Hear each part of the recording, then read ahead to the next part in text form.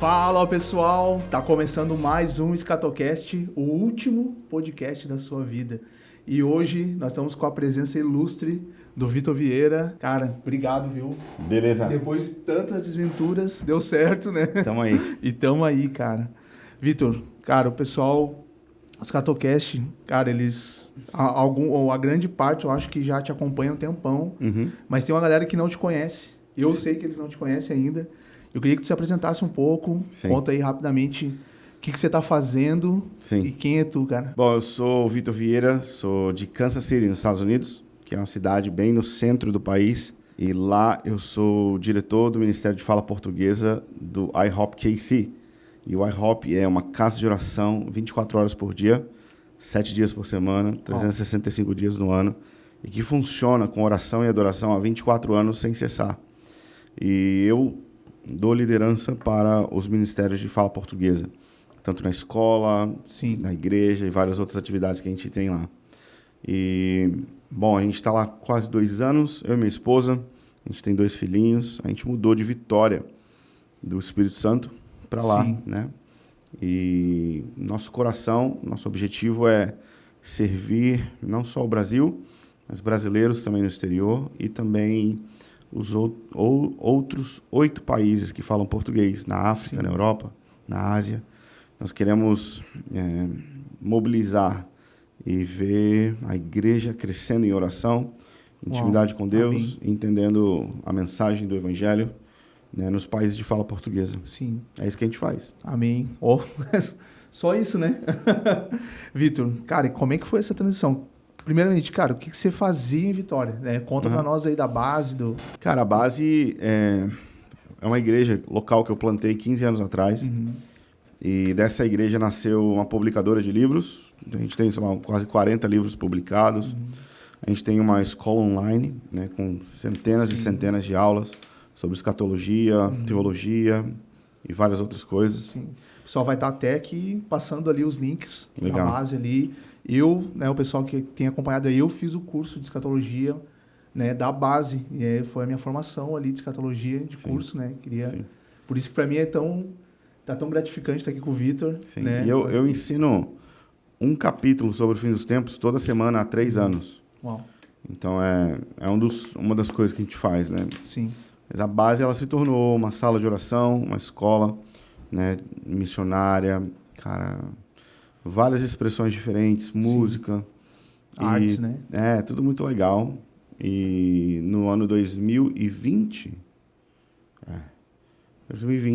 o presidente da Universidade do IHOP me convidou para assumir a liderança lá em Kansas City.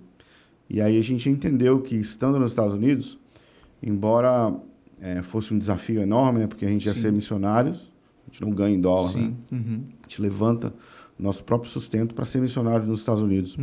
Mas a gente entendeu que lá seria um bom próximo passo para a nossa família poder servir mais e melhor, né, o Brasil. Sim. E a partir de lá, cara, tem sido assim, muito gratificante poder agora ter um alcance mais dinâmico na igreja, porque o nosso ministério, né, a base, cara, é bem pequenininho, são 150 pessoas, mas assim, os números de alcance são muito legais. São muito maiores, né? Mas a partir de Kansas City, a gente deixou tem uma proporção maior, tem uma né? proporção Muito ainda maior. maior.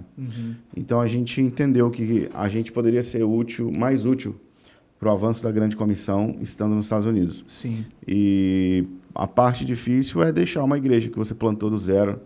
Cara, comecei uma família, né, na na casa verdade, da minha né? avó ali, tem parente, né? Tem o meu sogro, minha sogra. Todos eles participam também da base. Isso, ali. tudo membro da igreja. Minha avó, cara, 93 anos. Eu vi que ela tava de aniversário, né? Ela fez aniversário aí esses dias. Sim. Então, cara, essa é a parte difícil e custosa. Sim, com certeza. Do ministério, né? De você abrir mão dessa estabilidade toda que a gente tinha, né? Poxa, a gente era super amado e queridos pela igreja. Agora a gente faz parte de uma mega organização onde a gente meio que é só mais um. É só mais um, né? E também a estabilidade da família, cara. Né? De ter a rede de apoio, suporte, que a gente não tem, né, nos Estados Unidos. Sim. Então é uma dinâmica diferente, mas a base foi, né, cara, a força da minha juventude, e meus erros e acertos estão ali. E eu faria tudo de novo, cara. Para mim foi a coisa mais incrível que eu já fiz na vida. Uau. E eu permaneço como o líder sênior da base. Né? Mesmo lá, né? Mesmo estando nos Estados Unidos, eu dou visão e os pastores locais, eles executam, né? Eles estão ali no dia a dia da execução do ministério. Mas, cara, a gente permanece conectado, ligado, mas agora numa nova fase. Amém. E eu acho que é o relacionamento de aliança que é construído em todos esses anos, traz essa lealdade, cara. Você pode estar lá nos Estados Unidos e aquilo que foi construído, cara, a visão ainda é tua. Sim, foi Você está trazendo isso para eles e alimentando eles, né? Foi um dos nossos combinados. Né? Os pastores, eles só aceitaram assumir a liderança se eu continuasse dando visão para a igreja. Uau. Então, eles né, numa transição assim, geralmente a gente vê as pessoas aproveitando a oportunidade para poder fazer o que quer. Sim. Né, para fazer diferente aquilo que estava vendo de errado. Sim. E, na verdade, eles foram tão humildes assim, falaram que não, a gente assume desde que você continue dando liderança. Dando totalmente visão. contrário do que a gente geralmente vê, né? Muito legal. Cara, isso é um super história, né? Super histórico mesmo, né? Vitor, cara, eu queria aproveitar, né? Você aqui, eu sei que hoje a pergunta é essa, cara. Não tem como não fazer essa pergunta, cara. A importância de Israel para os últimos dias, do povo judeu, né? E do território de Israel, né? Da questão, porque são coisas diferentes, né? Então, nós temos o povo judeu, Sim. Nós temos o território de Israel, nós Sim. temos o Estado de Israel, né? O Estado político de Israel. Sim. São coisas diferentes, Sim. é uma coisa só. Cara, eu já tenho isso muito bem formado, mas eu sei que o pessoal quer saber isso, cara. Né? Eu acho que o mais complicado para mim, eu vejo assim, que o pessoal quer saber agora, né? Estourou uma guerra e o pessoal quer saber sobre isso. Geralmente está ligado ao desespero de um evento. Desespero de um evento, né? Mas não Como se fosse... esse que é o problema, né, cara? De você falar sempre de escatologia, à luz da crise, você vai sempre conectar a mensagem à curiosidade. Então, eu tô me negando a falar e dar opinião agora, publicamente, na internet. Sim, claro. Porque, cara, eu já dou uma aula toda semana sobre Israel e o fim dos tempos. Sim. Então, assim, eu realmente acredito que quem tem fome e sede tem oportunidade, conteúdo e, cara, muita coisa boa hoje para poder estudar e descobrir. Sim. O problema é que as pessoas só ficam curiosas quando tá uma crise, né? Eu me lembro quando o meu ministério, assim, de pregar sobre escatologia, porque eu sempre estudei isso, e todo mundo me conhecia como um cara que estudava escatologia. E sempre sabia, sempre falava sobre isso. Mas quando deu a pandemia... Estourou. Aí todo mundo correu atrás de mim, querendo saber, Ron, cara, por favor, monta uma turma aqui, faz isso.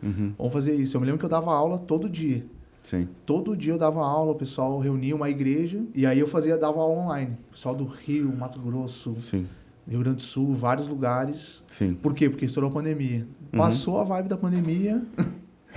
Cara, voltou normal. Eu falo assim, por mim, cara, 10 anos estudando sobre o fim dos tempos. Eu prefiro a palavra fim dos tempos do que escatologia. Na verdade, eu gosto muito mais de usar a palavra fim dos tempos. Eu continuo apaixonado pela palavra de Deus, apaixonado pela minha família, apaixonado pela igreja, porque eu não estou estudando a volta de Jesus pelos acontecimentos. Sim. Eu estou estudando a volta de Jesus porque eu amo o meu noivo. Eu amo o noivo. E eu acho que é isso que as pessoas precisam despertar, né? Sim. E aí, uma coisa que eu sempre digo, cara, você vai estudar escatologia pra quê, cara? Pra que você quer saber disso? Você quer ter uma informação e um assunto bom pra falar, ou você quer mudar a sua vida? Cara, porque minha vida foi transformada por causa disso. Sim. Eu lembro quando eu peguei aquela apostila do Mike Bickle, pessoal, acho que foi, não sei se foi o pessoal de Curitiba que traduziu, alguém tinha traduzido. Não, foi o Perry. Um amigo meu de Niterói. Sim. Aí, cara, a gente achou aquele PDF, cara, a gente imprimiu ele e a galera se reunia para estudar ele e aquilo mudou radicalmente a minha vida, cara. Né? Cara, esse é o poder das escrituras, é o poder dessa mensagem, né? Sim. E... Cara, falando de Israel que você estava perguntando, a gente tem dinâmicas muito diferentes, assim, né, para olhar e para analisar. O fato é que o povo judeu ele tem o direito a existir enquanto uma nação. Sim. E fazem 2000 anos que a nação, né, de Israel havia sido limpada do mapa e não tinha país oficial, embora houvessem judeus espalhados no mundo inteiro.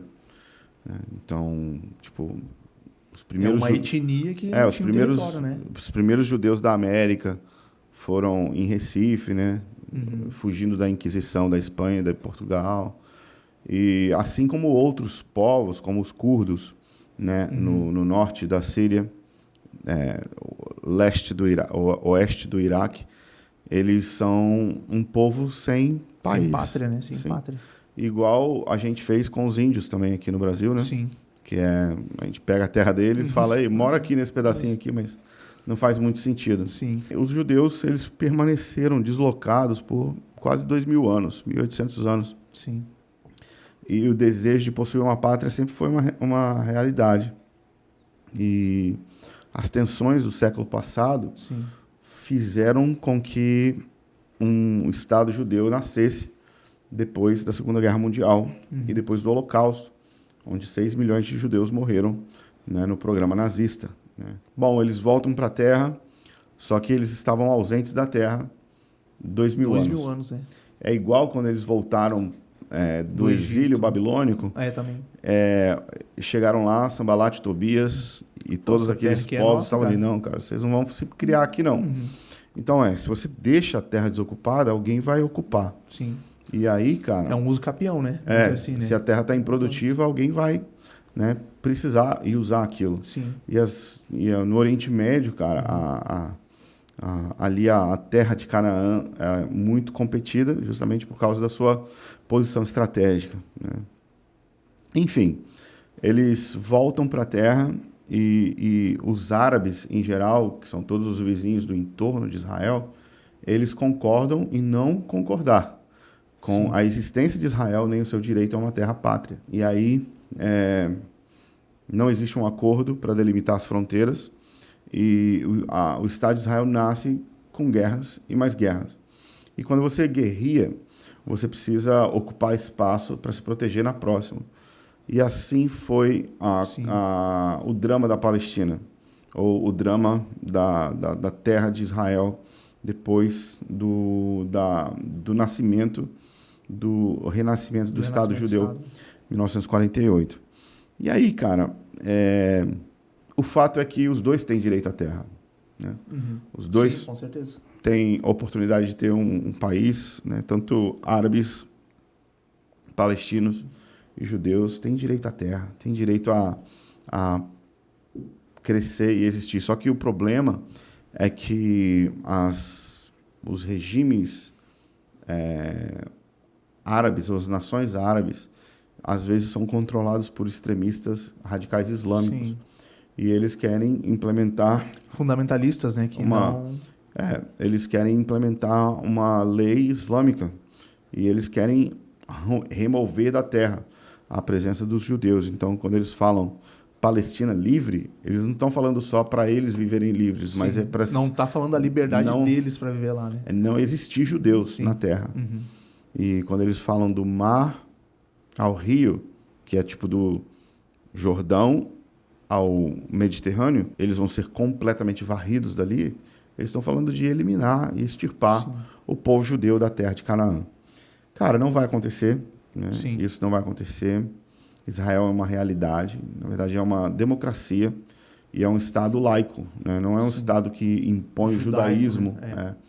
A gente tem Tel Aviv, né, que é uma das maiores paradas gays do mundo, né, de judeus. A gente tem uma cidade super cosmopolita e aberta, que vende até bacon, né? E depois a gente tem Jerusalém, que é uma cidade super religiosa e ultra complexa, porque a própria cidade velha é dividida entre cristãos, armênios, judeus e árabes. E a cidade, até então, até pouco tempo atrás, 5 décadas atrás, era controlado pela Jordânia. E Israel justamente ocupa por causa das ameaças e das guerras. Então, mas mesmo assim, existem 3 mesquitas no Monte do Templo, onde muçulmanos livremente podem adorar a Deus. Eles podem vir de qualquer nação adorar. Na democracia que é Israel. o que a gente viu, né, alguns sábados atrás, quando Sim. o Hamas invadiu, né, o sul de Israel, aquilo ali é Hamas, aquilo ali é Palestina livre, aquilo ali é eles sendo quem eles são. Sim. E mostrando aquilo que eles realmente estão para jogo, É para realmente fazer. o objetivo deles. Eles mataram de maneira brutal pelo menos 1.400 judeus, incluindo crianças, mulheres, bebês. Sim. Eles sequestraram pelo menos 200, né, cidadãos, não só israelenses, mas vários outros que estavam participando de um evento no sul de Israel. Pessoas, na verdade, do mundo todo, né? Era um evento mundial. Brasileiros morreram. Brasileiros. Né? Então, a gente viu ali o que é a Palestina livre, né, nos termos do Hamas. Então, cara, o Estado de Israel, ele não é certo simplesmente por ele ser Israel. Né? Deus nunca aprovou os judeus simplesmente pelo fato de serem judeus. Sim. Eles sempre tinham que andar e viver de acordo com a lei. E se eles faziam o templo funcionar e andavam dentro da lei do Senhor, Deus os abençoava. Mas Sim. os termos para se quebrar a lei também era uma realidade, que é o seguinte: se você não cumprir, você vai receber pragas, e tudo isso está relatado no Deuteronômio 28. É a bênção e a maldição, né? São duas realidades, né? Da obediência e desobediência. Exato, é uma lei que depende da obediência. E tanto é que o próprio Deus disciplinou Israel de diversas vezes, Sim. até removê-los da terra, né? Até extirpá-los da terra. Mas Deus também prometeu que eles habitariam naquela terra em paz e em segurança. Sim. Então, uma coisa não invalida a outra, mas a fidelidade de Deus vai fazer com que Israel seja habilitado para habitar na terra. Né? Não porque são judeus, mas por causa da graça, por causa da aliança. Não tem a ver com o que eles são, mas tem a ver com o que Deus é. E o Estado judeu, né? Isso eu acho que é muito importante, assim, que todo mundo entenda que a gente não vai validar o Estado judeu 100% nas suas ações. Alguém precisa responder por que o Hamas invadiu tão fácil. Sim, foi assustador, né? Na verdade... Por que a inteligência de Israel não funcionou? Fosse como se eles fossem bobos, né? Inteligência... Não, e não é. Né? A gente sabe que a melhor inteligência do mundo. Então, assim, o Estado de Israel não é perfeito, ok? Morrem pessoas inocentes em Gaza, sim. Né? Sim. Morrem, ou palestinos são maltratados, sim, nos checkpoints, que são os pontos de entrada. Há preconceito, existe preconceito, tortura, existe racismo, isso, né? Não só contra árabes, mas também contra cristãos. Judeus são preconceituosos contra cristãos. Então, assim, a gente está falando de um complexo político, espiritual e pelo direito de sobrevivência e o direito da terra. Sim. Então, cara, é um papo, assim, super complexo. Não, com certeza. Que a gente pode olhar pelo viés político, geopolítico. A gente pode olhar pelo viés de criticar simplesmente o direito de poder criticar, né, qualquer governo, né, que é nosso direito. E também a gente pode adicionar nisso uma pitada de profecia bíblica. Eu acho que agora adicionar profecia bíblica é complicado, né? É confusão, porque a gente vai entrar num redemoinho de emoções, de corpos, de vídeos, de má informação. Isso. E muita confusão gerada pela mídia ocidental tentando cobrir um evento à distância. E as informações que a gente recebe têm um viés. Né? Eu sigo sites muçulmanos, palestinos, eu sigo a IDF e o Estado de Israel. E, cara, é difícil você ver... São duas versões de um mesmo fato. Exato. Completamente extremistas, né? E também você vê que quem reporta as informações de dentro de Gaza é o próprio Hamas, né? O Ministério da Saúde palestino... É o Hamas. É influenciado pelo Hamas. Uma coisa que eu acho que as pessoas não entendem é que o Hamas, além de um grupo terrorista, ele é o governo daquela região, né? O partido político também. Exato. Então ele controla tudo. Então não é só um grupinho de terroristas, mas é uma política infiltrada em todas as áreas da vida, da existência dos palestinos que vivem em Gaza. E aí, cara, eu acho que se a gente meter profecia bíblica, a gente vai... eu não acho que é a hora ainda. Eu acho que vai chegar uma hora onde a gente vai ter que fazer isso, mas os fatos vão ser mais concretos. O que eu acho que dá pra gente fazer, o que dá pra gente fazer hoje é olhar para Israel e para os palestinos com a mesma compaixão Sim. e orar Pela de paz maneira em igual Jerusalém, pela paz, pela salvação, Sim, pelo fim da guerra, por misericórdia. exatamente. E eu acho que é isso, porque da mesma forma como Deus pegou o terrorista Saulo de Tarso e transformou nele no apóstolo Paulo, Sim. ele pode pegar esses caras do Hamas ou esses radicais do Mas Mossad e transformar formar também em eles, apóstolos para o sim, Oriente Médio por onde nos próximos anos. Amém. Então, eu acho que a igreja, Ela precisa se tornar sensata no discurso dela. porque a gente tem informações misteriosas Uhum.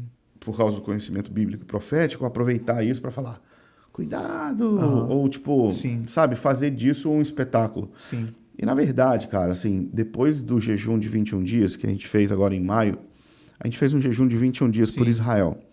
E a gente mobilizou 5 milhões de pessoas, né, para jejuar 21 dias. E a gente mobilizou também 100 milhões de pessoas para orar no último dia, que era 28 de maio, sim. Pentecostes. E, cara, é impossível olhar para essas notícias agora e, da mesma maneira, depois de ter orado e jejuado por 21 dias pela nação de Israel. E ver que no último dia, por exemplo, no dia 28, que era Pentecostes, nos degraus do templo em Jerusalém haviam judeus ortodoxos cuspindo e pisando em cristãos que estavam adorando Sim. Jesus naquela cidade. E eu acho que é isso que é provocar os ciúmes a Israel. Aham. Mas eu também não consigo mais olhar para as notícias da guerra e simplesmente especular como eventos, sabe? Deixou de ser para mim páginas de um livro e se tornou pessoas, elas têm endereço, Sim. eles são amigos agora, a gente conhece pessoas que estão envolvidas na Na guerra, guerra. que perderam pessoas. Sim. Então, é muito mais pessoal, cara. Então, eu acredito que agora é a hora da gente aumentar o nosso fervor Amém. de intercessão Isso. e se preparar para amparar e botar o nosso pescoço na linha quando for a nossa vez de realmente se posicionar ao lado de Israel, Sim. definitivamente. O que a gente está vendo agora com o aumento dos protestos nas embaixadas americanas e o antissemitismo saindo do armário, né, nas grandes cidades do mundo. Então, se você vê nas principais capitais do Eu planeta. tenho alguns grupos do Telegram que eu fico espantado com tanto antissemitismo, cara. É, E é uma coisa que tava realmente, em como todo você lugar. falou, tava dentro de um armário. A pessoa É. fala esperando o momento certo Sim. para, E vai aumentar, né? vai aumentar. Né? O que a gente sabe é que no plano de Deus, Israel vai se tornar realmente uma pedra de tropeço e quem tropeça nela vai ser completamente destruído. Israel também é um cálice de tontura, onde as pessoas ficam completamente fora de si quando tentam falar sobre o assunto. Sim. Então, eu acredito que agora é a hora da gente ainda mais obter o coração de Deus pelo povo judeu e também pelos palestinos e orar por ambos os lados Sim. para que Deus faça com aquele povo o que ele fez, né, na história, enquanto a gente se prepara para a grande tribulação. Sim. Porque ainda não é, né, obviamente ainda não é, mas eu acredito que uma guerra, né, do nível que está, escalando como está, né, de múltiplas fronteiras e de múltiplos países investindo no evento, eu acredito que isso vai forçar a conversa para a coexistência do Estado judeu e Sim. dos palestinos na terra de Canaã, e também eles vão ter que discutir o uso do templo. Então, o uso do templo sendo resolvido, os judeus podendo voltar a sacrificar ali, a gente está muito perto do retorno de Jesus. Sim.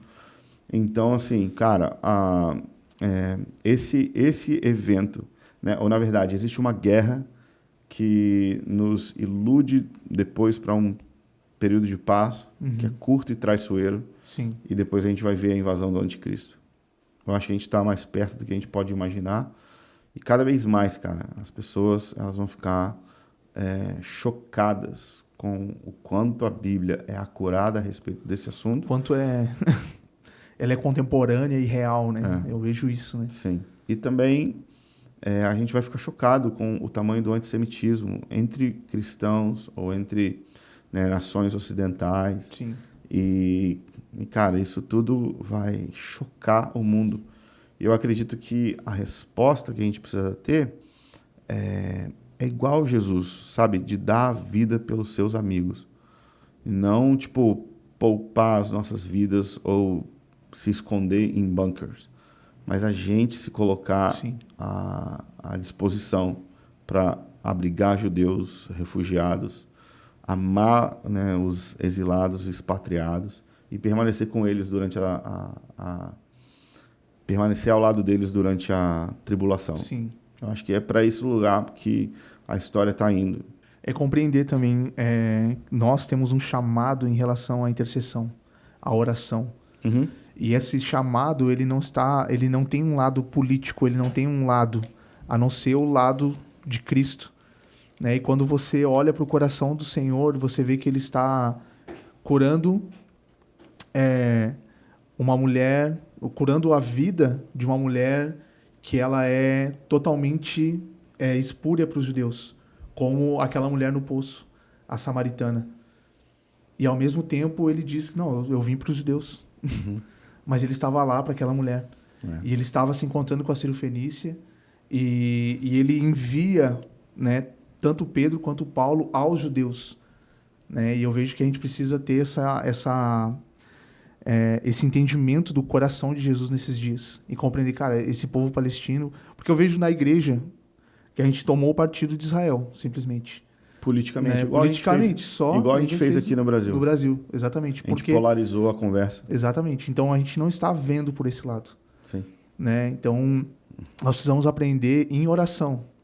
Né? A gente pode falar várias coisas, mas eu vejo que esse extremismo polarizado, político que está sobre o nosso espírito, nosso interior, ele nos leva para esse extremismo que é totalmente anticristão, ao meu ver. Sim. Né? E eu acho que é a sensatez de você parar e refletir, né, em oração nas escrituras do coração de Deus em relação não só ao povo judeu, mas a um homem, aquele ser criado por Deus. Né? Então, e é por isso que eu queria muito que você falasse sobre o assunto. Né? Porque você não é o cara da teoria da conspiração. Eu tô... né? Cara, isso é uma coisa que a gente sempre bate. Tô me resguardando. Eu falo, né? Cara, o pessoal começou guerra Rússia e Ucrânia. Cara, o pessoal já colocou Gog e Magog no meio. Já. Né? Tipo, sem sentido nenhum. Difícil, então, cara. É complicado isso, cara. Mas eu acho que por isso que a gente precisa aproveitar e falar isso, e falar aquilo que é correto. Sim. Né? O apóstolo Paulo ele foi enviado aos gentios, mas por causa da esperança de Israel. E quando você vê... Por causa dos ciúmes, né? Qual a atividade do apóstolo Paulo, ele fala em Romanos 10, né? E eu oro para que eles sejam salvos. Então, a militância ou a atividade ministerial era intercessória. Sim. E sem a gente se posicionar nesse lugar, né, de intercessão, a gente está fazendo barulho e ativismo. Sim. E não é por aí. E, na verdade, assim, a gente não ganha ninguém ofendendo ela por causa da opinião dela. Sim. Quando você chama alguém de alguma coisa ofensiva por causa daquilo que ela pensa, você não está ganhando o coração, você não está ganhando debate. Você está, na verdade, perdendo o coração. Você está fechando a ponte, quebrando, né, o acesso. E nós precisamos ser bons dispenseiros da mensagem do Evangelho para povo de toda tribo, língua, raça, nação. Né? E a gente precisa ser mais cristão e evangélico do que militante da nossa opinião política. Sim. Ou até mesmo do Estado de Israel. A gente tem que falar também dos erros e exageros. A gente não precisa defender de maneira burra e cega. A gente precisa... Porque, na verdade, não me representa. Ninguém me representa. Quem me representa é o reino de Deus, Jesus. Então, a entidade Estado de Israel, cara, também não é o reino teocrático do Messias. Exatamente. Né? Quando ele Deus, vier, ele não é ele vai democrático. Quando ele vier, ele vai desfazer também esse Estado. Sim. Ele vai fazer outro. Então, mas é uma reflexão boa. Não, com certeza, né?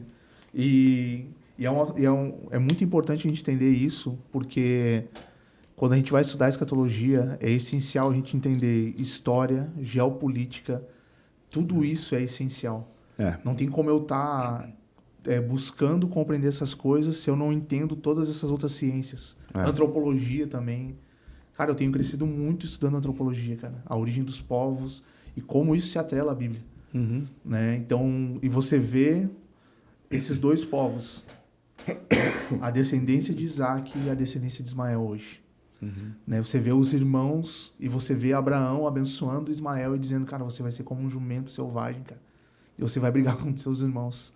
Isso está no DNA, cara. Isso está no DNA bíblico, falando assim. Sim. Mas a gente sabe que também ele é filho de Abraão. Sim. E Abraão sofreu para dispensar ele, para despedir ele. Não, e o próprio Jesus visitou Agar no deserto. Exatamente. E cuidou deles. E proveu para eles. E deu para ela água, deu para elas promessas proféticas também. Exatamente. Então, assim, Deus não está de um lado nem do outro. Exatamente. Deus está atrás do homem. Do homem. Cara, essa é uma reflexão muito boa, cara. Eu acho que é isso que é o ponto central de nós entendermos a volta do Senhor. Porque antes da volta do Senhor completa, nós vamos ter todos os povos sendo alcançados.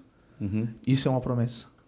Toda tribo, língua, nação. Então, os muçulmanos fazem parte disso. Né? Então, a gente tem falado do anticristo islâmico, né? Por exemplo, mas com o entendimento de que nós temos que alcançar aquele povo. Sim. Mesmo que de lá venha o anticristo. Né? Mesmo uma coisa que não tem nada a ver com a outra. Não tem nada a ver com a outra. Sim, sim. Né? E nós temos visto homens de Deus que são islâmicos, na verdade, que saíram do islamismo, que são árabes, que são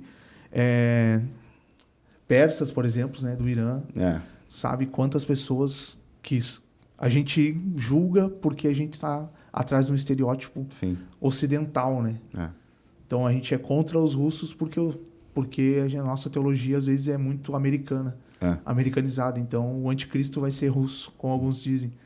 Né? Por quê? Porque, cara, as pessoas olhando o cenário político da Guerra Fria apontaram, né, para os russos como ali vai vir o mal. Né? Então, olhar para as escrituras a partir de um olhar político, um óculos político, é extremamente danoso, né? Isso tipo assim, detona e deturpa completamente as escrituras. Não tem como eu andar nesse lugar. Sim. Né? Eu acho que se a gente voltar para um lugar realmente de buscar as escrituras de forma simples e não complexa, como a gente tenta fazer, sabe, vendo textos e tipo assim, cara, o texto é tão simples, eu vejo isso quando eu vou ensinar, principalmente para pessoas mais velhas, até idosos. Tenho feito estudo de escatologia com idosos. E eu simplesmente exponho o texto da forma mais simples possível. E aquilo é entendido de uma forma tão poderosa. Por quê? Porque o texto é simples. Sim. E ele está ali, ele está falando o que ele quer dizer. Sim. Né? Então, às vezes eu vejo, o Espírito Santo vai levar a igreja embora do nada. Tá, mas o texto está dizendo isso? O texto realmente está dizendo isso? Não tem nenhuma parte que está dizendo isso. Eu não encontro isso em 2 Tessalonicenses, por exemplo. Né? Então, a gente está introduzindo coisas a partir de uma ótica. Né, Vitor? Sim. E, cara, tu falou todo esse cenário em relação a essa promessa, né? A promessa do povo de Israel. Né? Eu acho que a gente precisa entender isso um pouco. Sim. Né? Cara, eles não alcançaram a promessa, eles já alcançaram. Agora a promessa é nossa, da igreja, não é. Eu vejo que tem muita confusão também em relação a isso. Eu vejo que também tem o outro lado, das pessoas que rejeitam Israel porque, afinal de contas, Jesus foi morto pelos judeus. Sim. Né? Sim. Então agora, né, tem um antissemitismo também na igreja. Tem linhas que são antissemitas dentro da igreja, né? Sim. Infelizmente, né? Quando o apóstolo Paulo fala na sua carta aos Gálatas, ele fala que todos nós somos herdeiros da promessa que Deus fez para Abraão. Né? Sim. E ele fala que agora não existe mais homem, mulher, escravo, livre, judeu ou grego. E todos, de uma maneira completa e igual, são herdeiros da promessa de Deus para Abraão, ok? Sim. Primeira coisa que a gente precisa olhar é que quando eu recebo o evangelho, eu deixo de ser homem ou mulher? Obviamente não. Né? O ponto do evangelho é me transformar ou me mudar de classe social? Também não. Também não. Então, não é se eu sou escravo ou se eu sou livre, o ponto. E também, uma pessoa não deixa de ser judeu ou gentil quando se torna um discípulo de Jesus. Sim. E esse, para mim, é um dos grandes benefícios de você seguir o Deus de Israel e ainda poder comer bacon, né? E não precisar fazer circuncisão e Sim. coisas assim. E, da mesma maneira, um judeu não precisa se tornar gentil, né? Então, não existe, né, essa separação mais agora para termos acesso às promessas de Deus para Abraão. Sim. Deus fez 3 promessas específicas para Abraão, em Gênesis 12 e Gênesis 15. Né? Ele prometeu um povo cheio do Espírito, ele prometeu que esse povo seria inumerável, como as estrelas do céu e as areias do mar. Ele prometeu uma terra de Canaã, de norte a sul, de leste a oeste. Toda essa terra seria, né, de Abraão. E ele também prometeu que, por meio de Abraão, todas as famílias da terra seriam abençoadas e quem amaldiçoasse Abraão seria amaldiçoado. E a igreja cristã gosta muito da parte, né, de que, por meio dele, todas as famílias da terra são abençoadas. Uhum. Mas na mesma promessa, ou no mesmo contexto, existem outras promessas relacionadas ao povo e à terra. Então, será que Deus prometeria para Abraão 3 coisas, só cumpriria uma e as outras 2 seriam deixadas de lado, né, por exemplo, negligenciadas Sim. ou simbólicas? Será que a bênção para todas as famílias da terra é literal ou é simbólica? Sim. Por que as outras promessas de Deus para Abraão também não podem ser tão impactantes para nós como é saber que nós estávamos no plano de Deus quando ele prometeu abençoar todas as famílias Sim. da terra? É uma forma de você ver Paulo falando, ei, judeus e gentios têm acesso à mesma bênção. A bênção é a terra, o povo e as famílias da terra. Sim. Então, é para a pequena família de Abraão, é para a pequena terra de Israel, mas também é para todas as famílias da terra, em todo lugar. Então, a igreja cristã, ela não deve substituir Israel, porque o apóstolo Paulo não faz isso, Sim. e sem as promessas de Abraão, nós ficaríamos vagueando enquanto gentios, desconectados, né, às promessas feitas a Israel.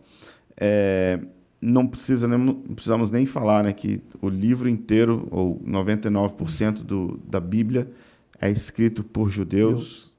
Jesus é um judeu, Maria é uma judia, e todo mundo que a gente admira na Bíblia, os apóstolos, todos eles são judeus. Uhum. Então, é de se admirar, né, um povo que diz amar o Deus de Israel, mas odiar o povo de Israel. Exatamente. E o antissemitismo, ele nasce justamente quando você substitui alguém, ou quando você ressignifica a importância dessa pessoa.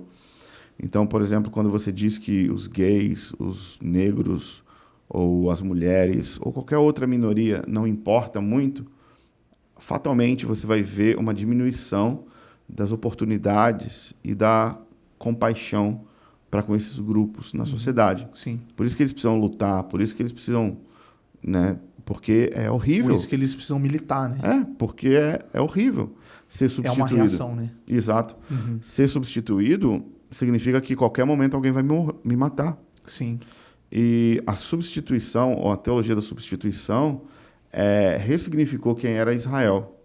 E aí, quando você substitui alguém, você está prestes a matar também essa pessoa. Uhum. E Martim Lutero, ele escreveu um livro 500 anos atrás, chamado Sobre os Judeus e as Suas Mentiras. E nesse livro ele expôs o quanto o judeu era o principal inimigo do cristão. E que todos os cristãos deveriam colocar judeus em celeiros, remover eles das suas casas, tirar deles os seus bens, e despatriá-los, e impedi-los de orar, E assim como o diabo é o inimigo do cristão, o judeu também é. Isso está escrito por Lutero. E o que a gente vê na Alemanha nazista, que é 400 e poucos anos depois, é a implementação dessa ideia de substituição. Então, sempre que a gente vai na linha de substituir, nós estamos prestes também a matar. Sim.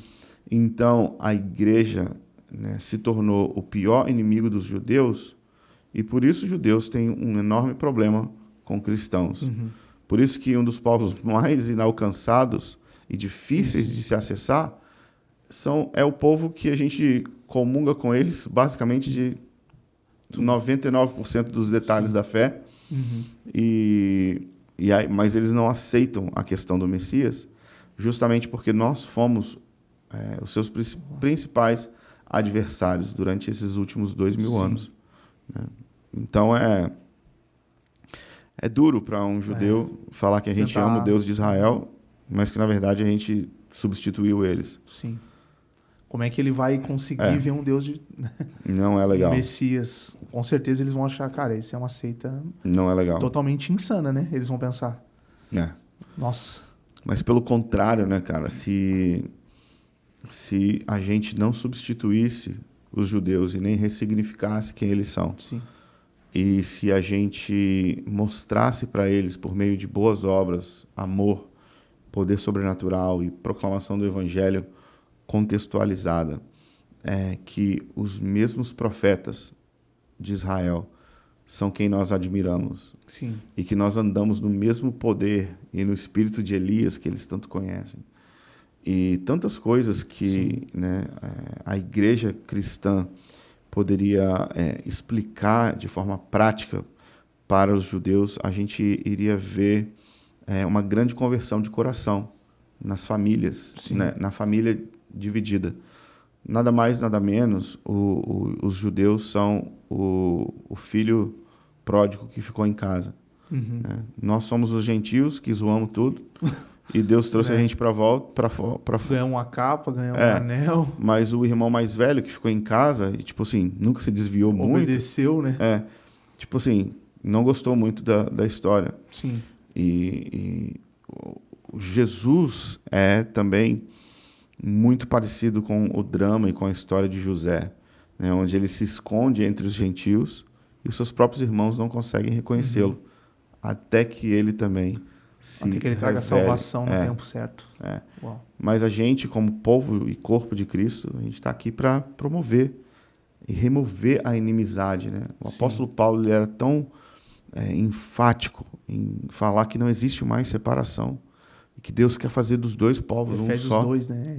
Cara, esse texto Ele quer unir, né, os gentios e judeus em uma nova família, em um novo homem. E não é para os gentios virarem judeus, nem para os judeus deixarem de ser judeus e virar gentios. Essa é a linha fina, pontual, né, cara? Não tem a ver com judaizante, cara. Ser judaizante, não, cara. A gente não precisa disso. Celebrar as festas, mudar a dieta, tocar chofar. Não é sobre isso. Na verdade, fazer essas coisas espanta os judeus. Né? A gente faz muito mal e errado. Né? Porque eles vão olhar assim e falar, cara, isso não é certo. Né? Sim. Eu creio que tudo isso que está acontecendo, como você falou, cara, eu gosto de enfatizar isso. As guerras não são sinais do fim dos tempos. A guerra nunca foi um sinal do fim dos tempos. Jesus deixa claro isso, cara. A gente pode ter uma terceira guerra mundial. E isso não vai significar o fim dos tempos. Porque a gente pode ter 4 guerras mundiais ainda. O que Jesus fala é que isso convém que aconteça. Ele até diz isso, cara, convém que aconteça. Sim. Né? Então, esse convém que aconteça, eu vejo que há também um propósito, porque o Senhor é o Deus da história. Né? Porque a Primeira Guerra Mundial, o Império Otomano deixou de ter a possessão daquela terra. A Segunda Guerra Mundial, há uma comoção para que os judeus retornem àquela terra. Né? Eu não estou dizendo que essa guerra vai ser a Terceira Guerra Mundial, mas isso pode trazer um despertamento para a igreja correto. De como ela deve se posicionar. E é isso que nós estamos falando aqui, que a gente está tentando explicar, que como nós devemos nos posicionar e entender o que está acontecendo em Israel. O que está acontecendo com esse povo, com os povos ao redor. Né? Entender que a gente pode ser verdadeiramente proféticos e assertivos, né? Conduzindo as coisas de maneira sensata. Sim. Não, meu Deus, agora é o fim do mundo, pronto, o arrebatamento vai chegar aí. Tem gente já dando data para o arrebatamento, como sempre deram, né?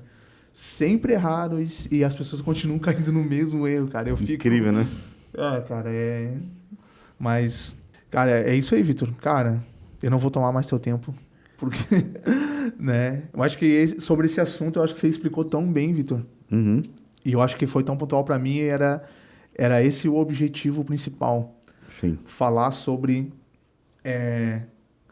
essas coisas que são pontuais. Mas eu queria que tu, cara, desse indicação de livros, Uhum. cara, autores, Sim. né? Cara, pode falar da base aí. Nós vamos botar o Claro. link também Sim, sim. aqui da Base Shop, né? Pessoal aí que quer literatura, cara, de qualidade. Cara, acessa aí a Base, né? Shop, né? Base Shop, né? Eu acho que é isso. A Base.org. A Base.org. É shop.abase.org. Isso aí. E você vai ter acesso aí a muita literatura. Também vai ter os cursos lá. Sim. Você quer se aprofundar nisso, cara? O Vitor Vieira tá aí.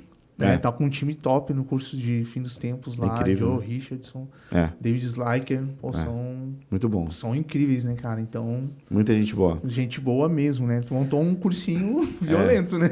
Violento. Cara, eu recomendo meu livro, assim, para introdução ao assunto. Escatologia Essencial, para mim, é o melhor livro de entrada para você saber de uma maneira panorâmica. Sim. Eventos. Onde tu começa, né? Melhor maneira de começar. A partir dali, você pega o assunto que você quer se especializar e você vai para o próximo. Sim. Então, se você quiser saber mais sobre a Grande Tribulação, né, você pode comprar A Fúria das Nações, do David Slyker. Né, se você quiser saber mais ainda sobre detalhes sobre a Grande Tribulação e o contexto geopolítico do Oriente Médio e de onde viria a besta e o anticristo, você pode comprar o Anticristo Islâmico, do Joe Richardson. Sim. E também Mistério Babilônia, que para mim é um livro que dá muitas respostas para aquilo que a gente está vendo hoje. E o melhor livro, cara, um dos melhores livros que eu já li na vida, Quando o Judeu Governar o Mundo, também do Joe Richardson. Foi o primeiro livro que eu li dele, assim, foi... Cara, para mim é um antes e depois, assim. É um livro muito completo e que, assim, abre as portas mesmo para você entender escatologia. Cara, se você quiser se especializar no milênio, eu recomendo o nosso livro também, 1000 Anos com Jesus. Cara, um livro super detalhado sobre um assunto que não é tão falado, né? Sim. Muita especulação, pouca realidade. E o cara vem com muitos textos. Muitas linhas, né, cara? Por causa dessas dúvidas também, né? Se você quiser também se posicionar na escatologia, como dispensacionalista, pós-milenista, pré-milenista ou amilenista, a gente tem um livro chamado O Significado do Milênio, que é um debate, né, entre diferentes autores. Cada um defende o seu ponto e os outros 3 autores atacam esse ponto. Então você vai ver ali um debate saudável nas páginas de um livro. É um livro dos anos 70. Uau. Então uma honra para a gente poder publicar ele agora no Brasil. Sim. Tem, cara, os livros do LED, para mim, né, o Evangelho do Reino, né, vamos dizer assim, né? O Evangelho do Reino, a Esperança Abençoada, o livro que a gente publicou, que se chama As Últimas Coisas, e o livro que saiu agora, que se chama... eu peguei na pré-venda. A Mensagem do Novo Testamento. Esse é um livro também assim, muito importante, e todo o conteúdo do LED, né, para mim, é fundamental para a gente poder entender escatologia e interpretação bíblica. Sim. Muito importante. Cara, se você quiser se especializar em Apocalipse, a gente tem um comentário do Gordon Fee. A gente tem o livro do Cantarino, que é A Igreja do Fim, sobre as 7 cartas das 7 igrejas de Apocalipse.